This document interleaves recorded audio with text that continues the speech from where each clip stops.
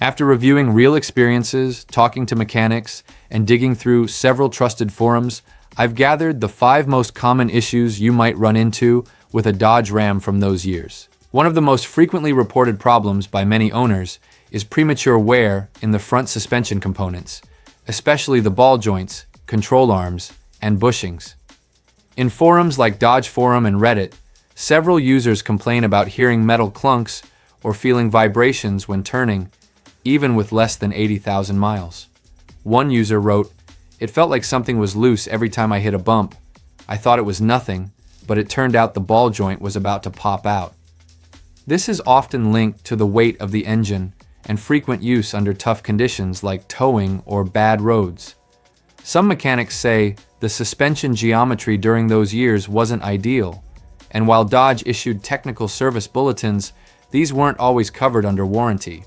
The most common fix is to replace the worn parts with upgraded aftermarket components, since many say the OEM parts don't last long enough. Another frequent headache is automatic transmission failure, especially in models equipped with the 545 RFE or 68 RFE transmissions. Many owners noticed harsh shifts, or that the transmission would get stuck in a single gear. A case reported on Edmunds said, "The truck started slamming from second to third gear. I took it to the dealer and they said it was normal. I went back 2 more times before they agreed to replace the valve body." This issue is often tied to the valve body, pressure sensors, or the control module software. Dodge has released software updates and, in some cases, replaced components under warranty. Sometimes a reflash solves it, but if ignored, it can lead to a full transmission rebuild. The third common problem is excessive oil consumption, especially in the 5.7L Hemi engines.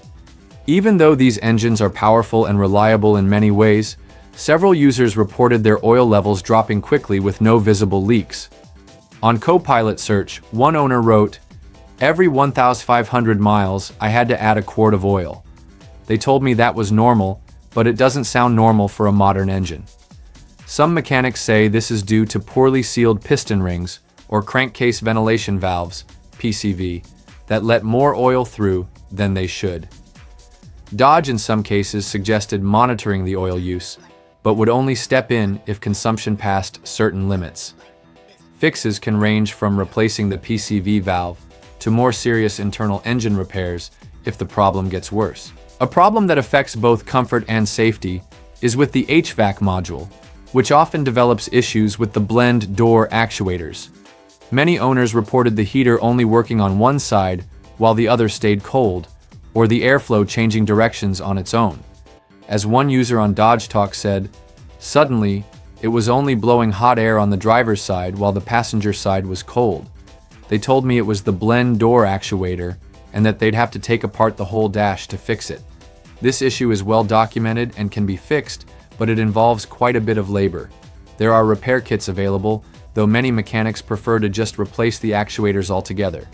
Dodge hasn't issued a recall, but there are service bulletins on the matter. Finally, a constant complaint is premature rust on the frame and rear undercarriage. This is especially common in areas with snow or road salt and affects models made before 2014 the most.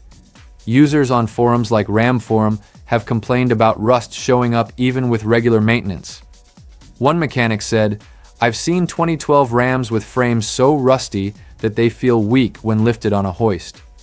Some reports suggest that the factory undercoating wasn't good enough, and Dodge improved this in later models. The most recommended fix is to apply anti-rust treatment when buying a used one, and to inspect the underside regularly to catch surface rust before it spreads.